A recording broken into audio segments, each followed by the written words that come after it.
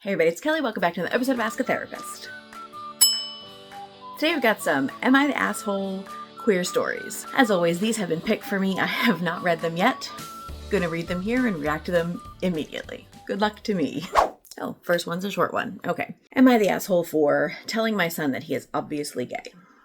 My son, 17 male, has apparently been in the closet for the past 7 months. So my son is fairly masculine, straight acting, if that makes any sense. However, he's very obviously had a boyfriend, 18 male, for the past 7 months. He sometimes baby talks to this boy, hugs him all the time, and has called him handsome. He shares clothes, they sit way too close to each other, to the point where they're basically cuddling. He closes his bedroom door with him, but not any of his other friends, and sees him like every day, buys him gifts. And for the last 7 months, he now always smells great, has his hair fixed really nice, and dresses nicer, among other things. Today I asked my son if he was going to invite his boyfriend on our trip, and he got awkward and said, "That's not funny." I asked what he meant, and he said, "I'm straight, that's not funny." I laughed, and when I realized that he was serious, I started laughing even harder.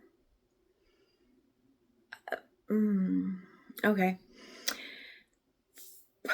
I told him that he was very obviously in a relationship with a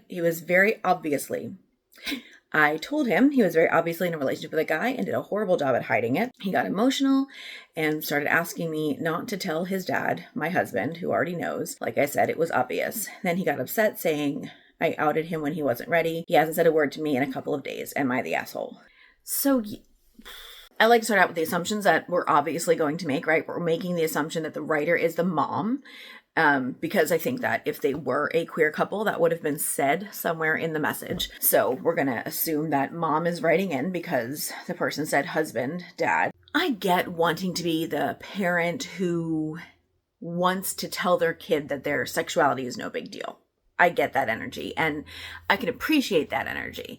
I also do not understand the situation where your child is sitting in front of you, visibly distressed about something, and you're laughing in their face. That's not a great decision. Telling someone who you are, inviting someone in, whatever the phrase is that you want to use, is an extraordinarily personal thing. And while there are so many scenarios that this can happen in, the main point of all of them is that it gets to be on your terms. So bringing that information to someone before they've brought it to you is never a service to them. Like if you know something about someone and they have not brought it to you, what is the purpose of bringing it to them first?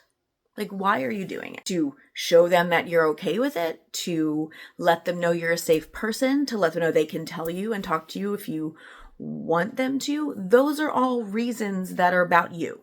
Those are not about them. Because if it was about them, you'd let them do it in their time. If it was about them, you wouldn't bring it up at all. If you normally would ask, like, are you interested in anybody at school? You'd say, are you interested in anyone at school? Instead of, are you interested in any girls at school, right? If you're talking to your son. You would just proceed as normal, making it in as normal way as possible, known that nothing they say is going to be upsetting to you or a problem for you, and that they're free to talk to you about anything that they want to talk to you about whenever they want to talk to you about it, and then just leave the door open. It's not okay to force someone's hand in a situation like this, unless it is about the person's safety. Like if you are a parent and your child's safety is at risk and you need to talk to them about something regarding their safety, that is the only time something like this needs to be brought front and center without them bringing it front and center. I don't understand an energy that would have you laugh in the face of your child. You're criticizing them, you're laughing in their face. When they look upset, you're laughing more. They're asking you, don't tell their father. Even if their father already knows, that's an easy thing for you to say then. Say, okay, I won't. They already know. So you won't tell them because they already know. So you can just say, okay, I won't. Like, why can't you give them that? Why can't you give them some small amount of autonomy and ownership of this momentous thing in their lives? Maybe they're still trying to figure it out. Like, you don't know what's going on with them. You don't know if there's still a question. You don't know, like, maybe there's an attraction there. That doesn't mean that he's gay. That means he's trying to figure things out. And by you forcing the conversation, that pushes things into an area of like do or don't, like hide it more, don't hide it more. Like it pushes things into a place that he's not ready to go yet. Just because you have seen a difference in this particular thing, this particular relationship, doesn't mean he has figured out what that means for him yet. And even if he has, that is his. I mean, he's 17 years old. Let him do this. Your best course of action here in reality is to go to him and say, hey, I didn't approach this the right way. I'm sorry for that, because let's be real, parents apologizing to kids should happen more often than it does, because sometimes parents screw up because they're human. And teaching your kids that it's okay to apologize when you've screwed something up, and not like, I'm sorry, but just, I'm sorry. I did this. I should have done it this way. I'm sorry. Period. That's an actual apology, by the way. Go to him, apologize, and say, if you want to talk, I'm here. If you don't, that's okay too. Verdict? Yeah, you were an asshole. Okay, number 2. Am I the asshole for defending a lesbian couple that asked me not to? I, 27 female, was at an airport bathroom just now, putting some makeup on, waiting for my second flight of the day. I travel a lot through this airport, so I went to a bathroom that's kind of hidden and I knew would probably be empty. A cleaning guy came in and said something in German, which I don't speak, so I figured he was saying something about him being a man, so I automatically said, don't worry, I'm almost done. Like 5 seconds afterwards, 2 early 30s women came in holding hands. One has short hair. The guy said something to the short-haired one, and the other woman answered with what I can only assume was her saying they are both women. He looks at me and starts talking again in German, and I said, sorry, I don't speak German. The woman tells me he just thought she was a man because of her short hair, and I said, oh, okay. I kept putting on makeup, but the guy keeps talking to me and says in very broken English something, including the words lesbian, uncomfortable, wait outside. I don't know what he's saying, but I'm getting pissed, and the 2 women tell me they are very sorry and to please ignore him. He switches back to them and starts slightly blocking them from going into the bathroom and pointing at me. I don't know what to do, but I'm very angry at this point. I look at them, and the one with the short hair is looking back at me, uncomfortable, and the other one is talking to him, visibly annoyed. Switches back to me and says something about uncomfortable and lesbian again, and I said, almost word for word, shut up, off. If anyone is making me uncomfortable, it's you. So get the fuck out and leave them alone. He looks at me, shocked, scoffs, and leaves. The long-haired one looks at me, pissed, and says, great, now we can't even do anything about it, even if we wanted to. Hope you feel better. Thanks for saving us, girly, ironically. Now I feel like shit because I really think I was trying to do the right thing. Maybe it was my tone. I'm extremely tired and also LGBT. So that's why I reacted strongly, I guess. I don't know if they were saying something I couldn't understand. The cleaning guy did not look or sound German, so maybe they were just trying to communicate too. And I thought he was being aggressive. Am I the asshole? They don't actually say this happened in Germany, but I'm assuming it did. Being someone that doesn't speak the language that they were speaking, there is obviously a situation here where things are getting lost in translation. So that's going to factor in. The energy to stand up for other people who are being targeted by someone's bigotry is energy we want out of people. And also, if someone's asked you to back off, respecting their request is also important. But he's acting like he's protecting you, and you verbalizing that you need protection is your right. And the couple has the right to essentially square up how they want to on someone who is trying to stop them from using a bathroom they have every right to use. I'm going to go with the only asshole here is the cleaning guy. You don't get to decide for someone else what they may or may not feel uncomfortable with. This is a very real concern, a very real fear for a lot of people, especially in the US right now. And so if they're, I'm assuming, in another country and this is happening also, this does become clear that it's not just in the US that this is a concern right now, with people judging who's going in and out of bathrooms and what right they have to be in and out of bathrooms. Between the couple and the person who's putting on their makeup, I don't think there's an asshole. Everyone's got a valid point, and there's really no good way out of this particular situation, because the bottom line is none of the 3 of you have done anything wrong. And none of the 3 of you have done anything right in the eyes of the other person. I would always rather see someone stick up for people who are being targeted than not. Because when you see those videos of people targeting people for who they think they are or what they think they're doing, and everyone's just sort of standing around doing nothing, that is infuriating. no matter what the situation is. There's so much instinct for people who are in marginalized communities to request a big deal not be made. And that kicks in often when you become the focus of negative attention. That doesn't mean that's always the best option, because just fight it out or just go with whatever that person who's making a big deal out of it, or that authority figure or whoever is making a big deal out of the situation, just going with what they are saying or wanting you to do, is not always the best option, even if it's the easiest option or the option that gets the whole thing done faster, right? So even though that is often our instinct, like, that doesn't mean it's what needs to be done. And then you go to like what was said to her, what the person with the longer hair said to her, which was, even if we want to do anything about it, we can't now. What was the plan here? Were you going to make an example out of what he was saying? Like, the bottom line is he needed to leave everybody alone, and he did. You can still make a complaint about him to his superiors because he still did the wrong thing, and you have 3 witnesses about the fact that he did the wrong thing. You can still bring that up to their attention. And everyone can use the bathroom. I'm going to say, between the 3 of you, no assholes. Janitor, kind of an asshole. Mind your business. Policing what you assume other people's bodies are is no one's job. Okay, number 3. This is a long one. I, 22 female, have come to a predicament with my family situation. I've recently moved back into my father's house with my partner. My dad is happy to take us in. We're adjusting to living back with my family. Everyone in my family knows I am LGBT and are okay with it. The problem lies with my sister's boyfriend's views and his need to debate me. One day, my sister's boyfriend was over and I was cooking dinner. He randomly asked why I don't like him. I had expressed this opinion to my sister, but never openly with him, and I wasn't really caught off guard by the question because, yes, it is true, I don't like him, and the only reason I am polite was to keep peace with my sister.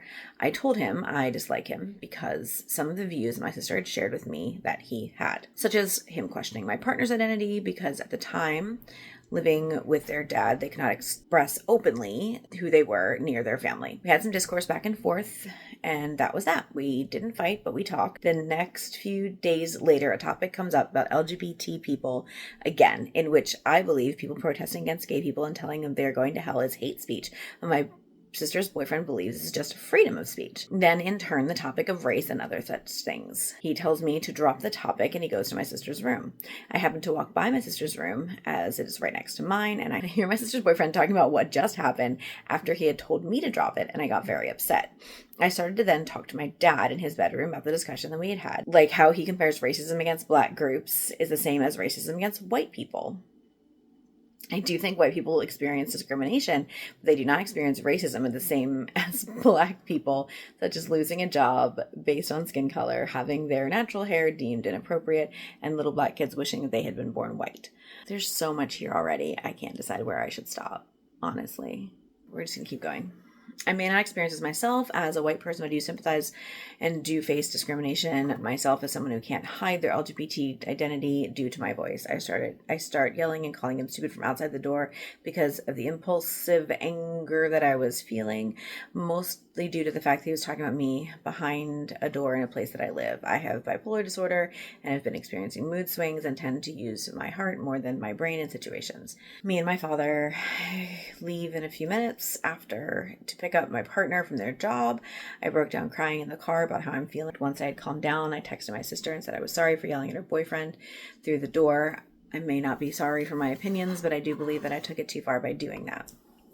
I also told her I would apologize to him in person. In a few days, I apologized in person for yelling at him and explained that I had gotten angry and upset after hearing him talk to my sister after he explicitly told me to drop the subject. I have been scared of this ruining me and my sister's relationship, and she knows. I have expressed it to her after the breakdown I had with her boyfriend in the house. Yet I feel like, why does she feel the need to be with someone who questions my identity and existence so much? It feels disrespectful to me. It's like having a Black sibling then dating someone who is racist. I don't think my sister is homophobic, and she agrees with topics that I bring up. I talked to my sister about how I was feeling about our relationship. I told her I don't want to give her an ultimatum, and I don't want her to break up with someone that she likes. I just want space until I can speak to my counselor. I want to love who I love without being debated and questioned only because I'm gay, but I also feel like an asshole for asking my sister for space. I just don't know what to think. My sister is my twin and I love her, but it's just hard. I don't know what to do. I mean, jeez. Okay. Visibly uncomfortable. Can we not compare being part of the LGBT community to being Black? Like, can we not make a comparison to the two? Because they are not the same. Like, they're just not. The ways the system is set up and has created the divide is entirely different. They are not the same.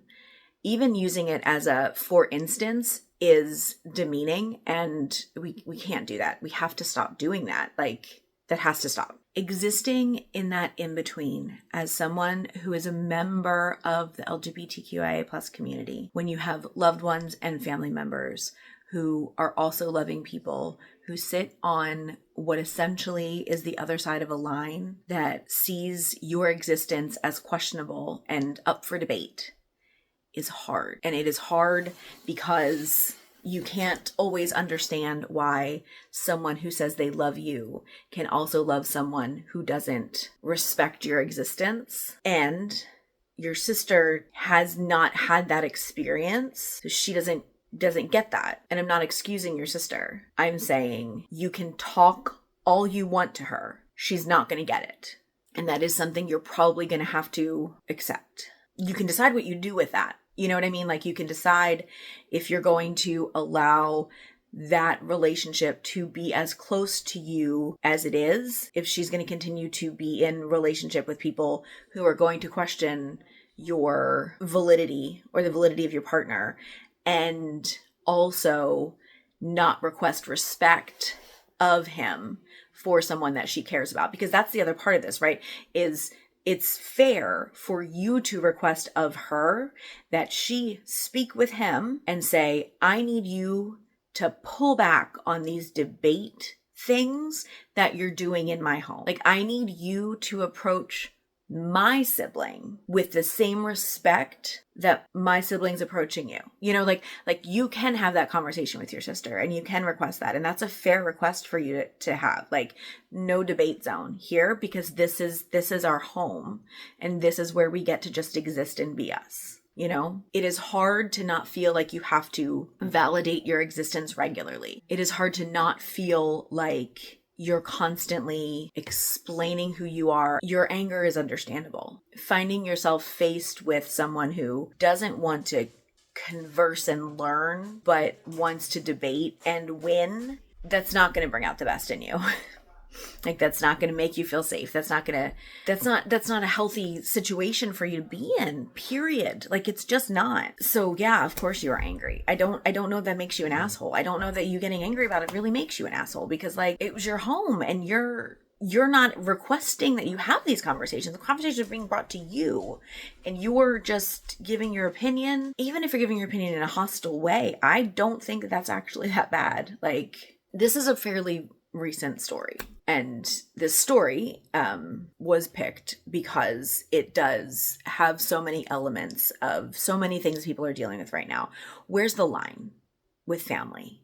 Where's the line with people that you have known your whole life and stand now on an opposite side of something?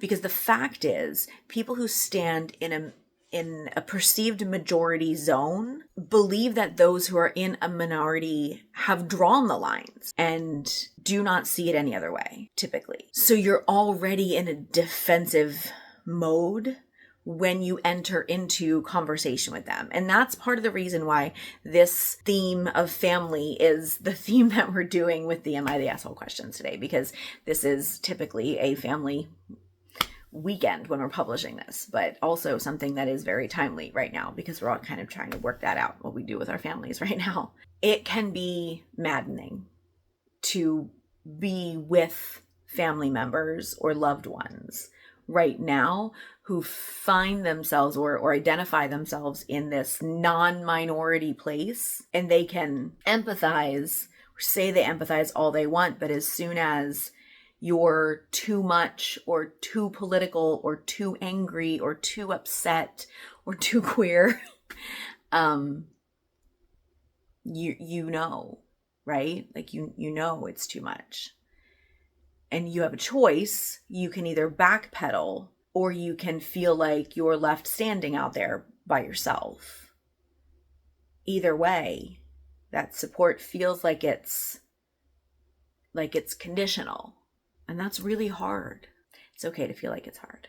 People who want to have these debates. Who are you? What does that mean? Who has the right to say what? What's freedom of speech versus hate speech? If there's a question as to whether or not something is hate speech, if it's directed at someone for who they are, and there's a question about it, why are we not erring on the side of like protecting people? I don't know why we're not. The point. Your anger is understandable and your anger is valid. And I don't think you're the asshole here. I'm not even going to go so far as say your sister's boyfriend's the asshole because I don't know him. I think that he sounds like a lot of people out there right now who feel emboldened by the idea that there's this caricature of those in the LGBTQIA plus community and people who are able to be questioned. And I said it before and I'll say it again. People in the heterosexual community feel like they have this right to information about those in the queer community that they do not have the right to. That's actually really intrusive and kind of fetishizing and inappropriate, but they do it anyway. And the only way to stop that is to like stop engaging and stop trying to justify ourselves, because we don't need to justify ourselves. We don't need to justify our existence. And all efforts to justify existence are in some way connected to the messages we've gotten our whole lives about heteronormativity and heterosexism. All efforts to justify ourselves are somehow linked somewhere internally to those messages. So that's something to think about before you engage again. And that's not to say don't engage, because I know I do. And like, arguably, I think I'm pretty well adjusted for a lot of these things. I think it's worth thinking about before you engage with stuff is my engaging with this person going to serve me ultimately in any way? And if it's not, like, it's not your job to educate him if he's not wanting to be educated. And even if he is, it's not your job to educate him. Like, Google's a thing. And that is it for the day. Thank you so much for being here.